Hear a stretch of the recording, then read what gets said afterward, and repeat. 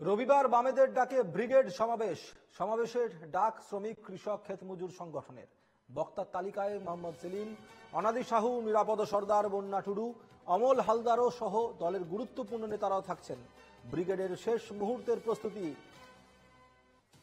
সমাবেশের ডাক শ্রমিক, পাশাপাশি আমরা যেমনটা দেখেছিলাম যে এর আগেও লোকসভা নির্বাচনের আগে বামেদের ব্রিগেড সমাবেশ, সেই সমাবেশে প্রধান বক্তা হিসেবে ছিলেন যেরকম মীনাক্ষী মুখার্জি, পাশাপাশি আরও সিপিএমের শীর্ষ নেতৃত্বরা মোহাম্মদ সেলিম থেকে শুরু করে অন্যান্যরাও ছিলেন।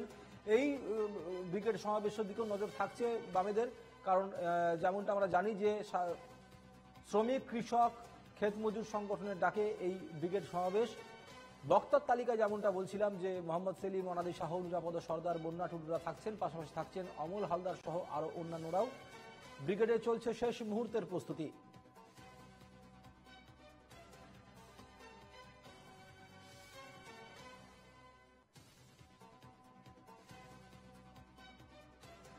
ইতিমধ্যেই বাম কর্মী সমর্থকেরা কলকাতায় আসতে শুরু করেছেন। ব্রিগেড সমাবেশে আগামীকাল তাদের বক্তব্য শোনার জন্য উপস্থিত থাকবেন প্রচুর কর্মী সমর্থকরা বামেদের। আমাদের প্রতিনিধি রণজয় মুখোপাধ্যায় রয়েছেন এই মুহূর্তে আমাদের সঙ্গে। আর রণজয়, আমরা যেমনটা দেখেছি ইতিমধ্যে ধীরে ধীরে জেলা থেকে বাম কর্মী সমর্থক তারা আসতে শুরু করেছেন, তারা কোথায় থাকছেন আর শেষ মুহূর্তে প্রস্তুতি কি? এখন শেষ মুহূর্তে ব্রিগেডের প্রস্তুতি পর্ব চলছে, ডেকোরেটরস এর কাজ চলছে, মাইক্রোফোন থেকে শুরু করে মাইক বাঁধা সেই সমস্ত ব্যাপারগুলো হচ্ছে, সাউন্ড সিস্টেম দেখে নেওয়া হচ্ছে। এবং এই মুহূর্তে আর কিছু সময় পরে যারা বাম নেতৃত্ব রয়েছেন তারাও আসবেন, দফায় দফায় তারা পর্যবেক্ষণ করে যাবেন। মঞ্চ প্রস্তুতির কাজ প্রায় শেষ লগ্নে রয়েছে এই মুহূর্তে।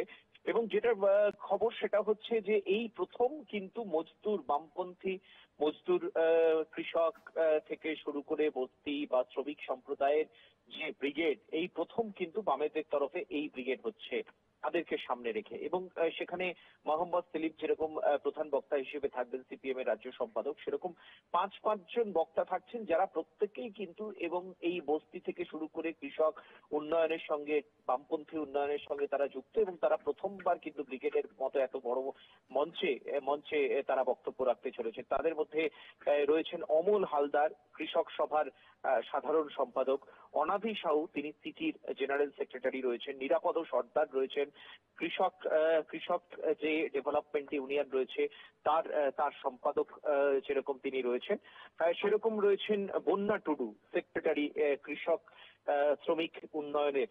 এবং সেই সঙ্গে রয়েছেন সুখরঞ্জন দে, জেনারেল সেক্রেটারি বস্তি উন্নয়ন সমিতি। কার্যত বুঝতে পারছো যে এই যাদের নাম বললাম মোহাম্মদ সেলিম ছাড়া বাকি প্রত্যেকেই কিন্তু কৃষক এবং বস্তি উন্নয়ন শ্রমিক সম্প্রদায়ের নেতৃত্ব। তারা এই মূল মঞ্চে থাকবেন, ব্রিগেডের মূল মঞ্চে থাকবেন এবং তারা রাজনৈতিক বার্তা দেবেন।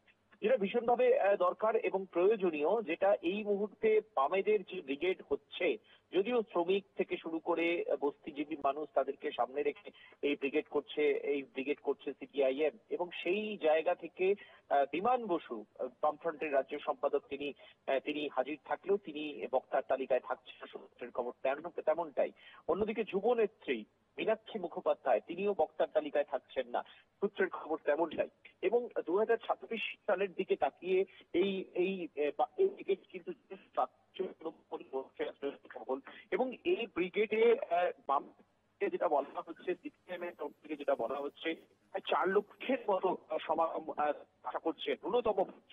এই গরমের মধ্যে, চরম রোদ্দুরের মধ্যে ব্রিগেড 1টা থেকে ব্রিগেড শুরু হয়ে যাবে এবং 3টে থেকে বক্তারা বক্তব্য রাখবেন, তার আগে সাংস্কৃতিক অনুষ্ঠান থাকবে। এই জায়গা থেকে যেটা অভিযোগ, শাসক দল তৃণমূল কংগ্রেস, বাম তাদের ভোট ধরে রাখতে পারছে না।